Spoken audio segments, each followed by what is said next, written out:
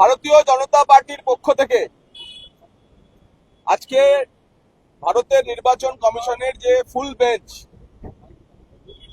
পশ্চিমবঙ্গের ভোট প্রস্তুতি নিয়ে রাজ্য সফরে এসেছেন, বিভিন্ন ক্রমের বৈঠক করছেন, তাতে পার্টির প্রতিনিধি হিসাবে আমি জগন্নাথ চট্টোপাধ্যায় আমাদের নির্বাচন কমিশনের সঙ্গে পার্টির যোগসূত্র প্রধান সমন্বয়ক শ্রী শিশির বাজোরিয়া এবং পার্টির প্রদেশের সহসভাপতি সিনিয়র লিডার শ্রী তাপস রায় দেখা করতে এসেছিলাম। প্রায় আধ ঘন্টা ধরে আমরা কমিশনের সামনে বিস্তারিতভাবে এই নির্বাচনকে সুষ্ঠুভাবে সম্পন্ন করার জন্য কি কি পদক্ষেপ আমরা প্রত্যাশা করি তা জানিয়েছি। বিস্তারিতভাবে শিশির বাজোরিয়াদা আপনাদেরকে তা জানাবেন। মূলত ভারতীয় জনতা পার্টি পশ্চিমবঙ্গ চায় 2026-এর বিধানসভা নির্বাচন হিংসা মুক্ত হোক এবং ভয় মুক্ত পরিবেশে হোক। ভয় মুক্ত পরিবেশে হিংসা মুক্ত নির্বাচন সংগঠিত করার জন্য নির্বাচন কমিশনকে আমরা 16 দফা দাবিপত্র দিয়েছি এবং তার মধ্যে সবচেয়ে গুরুত্বপূর্ণ যে বিষয় তা হচ্ছে কেন্দ্রীয় বাহিনীর সদ্ব্যবহার।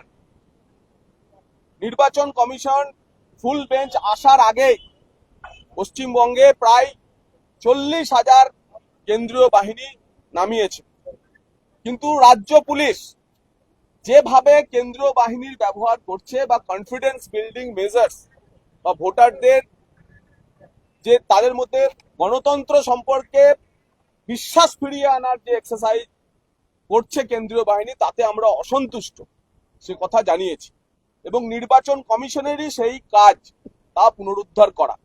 যদি হিংসা মুক্ত ভোট এবং ভয় মুক্ত পরিবেশ তৈরি করতে হয়, তাহলে পশ্চিমবঙ্গ পুলিশ এবং এখানকার সরকারি অফিসারদের যে তন্ত্র কাজ করছে, যারা চায় না ভোটাররা বেরিয়ে এসে নিজের ভোট নিজের দিক, তাদের বিরুদ্ধেও কঠোর, কড়া এবং উদাহরণযোগ্য ব্যবস্থা নেওয়ার আমরা অনুরোধ জানিয়েছি। কমিশন আমাদের কথা শুনেছেন। কমিশন জানিয়েছেন মুখ্য নির্বাচন কমিশনার যে তিনি যে রাজনৈতিক দলগুলিকে ডেকেছেন তাদের সঙ্গে আলোচনা করছেন, তাদের কাছ থেকে প্রত্যাশা করেন, কারণ কমিশনের একটাই লক্ষ্য হিংসা মুক্ত ভোট করানো, রিগিং মুক্ত ভোট করানো, শান্তিপূর্ণ ভোট করানো এবং একটি level playing field for all political parties তৈরি করা। তো সেই লক্ষ্যে আমরা ভারতীয় জনতা পার্টির পক্ষ থেকে বলেছি সব রকমের সহায়তা আমরা করব এবং কি কি বিস্তারিত আমরা জানিয়েছি এখন মাননীয় শিশির দা আপনাদের সামনে বলবেন, তারপর তাপস দা আমাদের বক্তব্য শেষ করবেন। আজকে যে সব কথা হয়েছে, সর্বপ্রথম আমরা যেটা বললাম, চিফ ইলেকশন কমিশনারের আঙুল কেটে দেব। শুধু জ্ঞানেশ কুমারজি, এটা আপনার ব্যক্তিগত আঙুল না, এটা হচ্ছে ইলেকশন কমিশন, তার মানে ভারতের সংবিধান। আমরা চিঠি দিয়েছি, আমরা এফআইআর করছি, আমরা ইলেকশন কমিশনকে বলেছি আপনারাও এফআইআর করুন, আর দয়া করে এটা ব্যক্তিগত নেবেন না।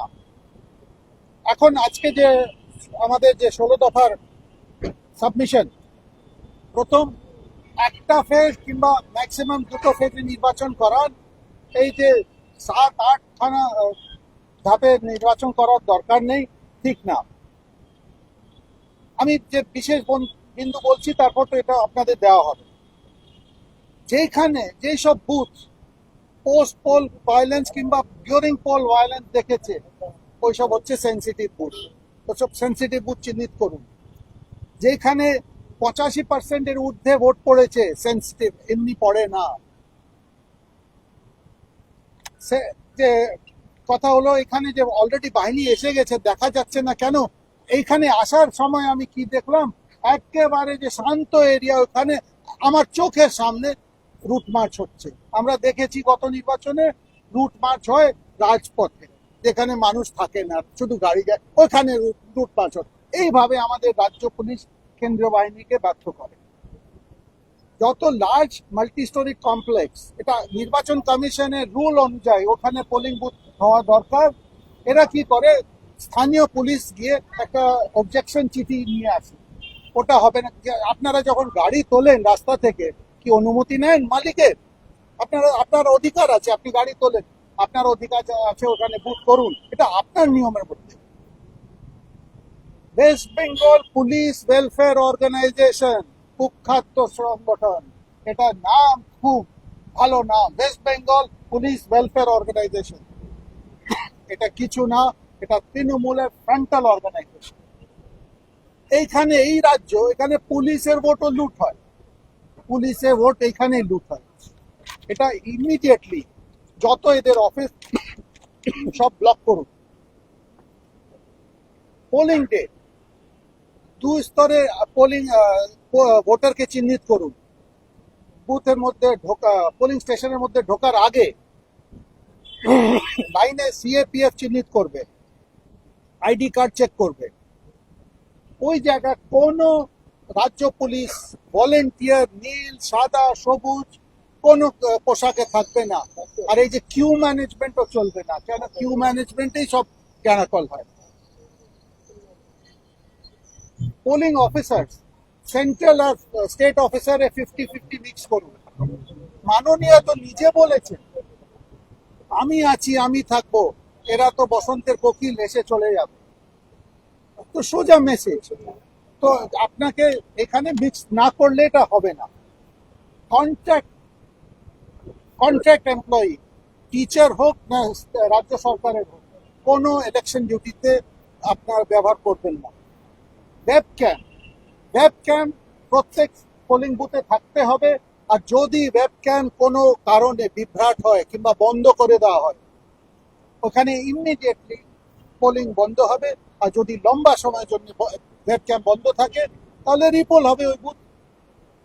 গতবার কি দেখলাম, প্রায় 40%-এর বেশি তো ক্যামেরা বন্ধ ছিল। আর একবার হয়েছিল, যেটা আমরা আবার বন্ধ করে রাখা ছিল, ঠিক।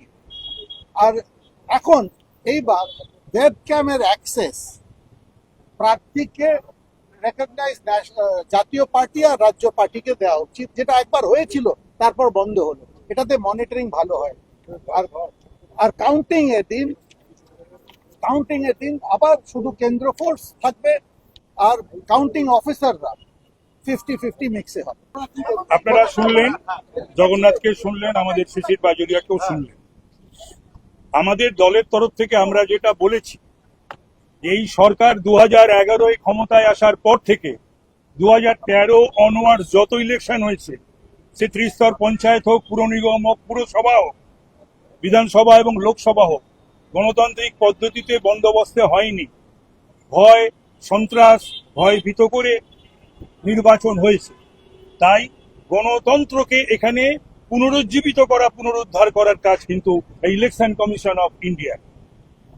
এখনো মমতা ব্যানার্জি এবং তার সাঙ্গপাঙ্গরা ওপেন, তারা অ্যাবিউজ করছে, থ্রেট করছে।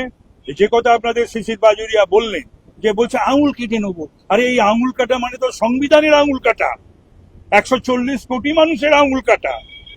মানে এই যে আস্পর্ধা, এই যে জায়গায় পৌঁছেছে, আর যে সেটা প্রিভেইল করছে, তারপরে তো মমতা ব্যানার্জি থ্রেট করছে, আমি থাকবো, কে থাকবে সে ওপরওয়ালা দেবতা জানে আর গণদেবতা জানে।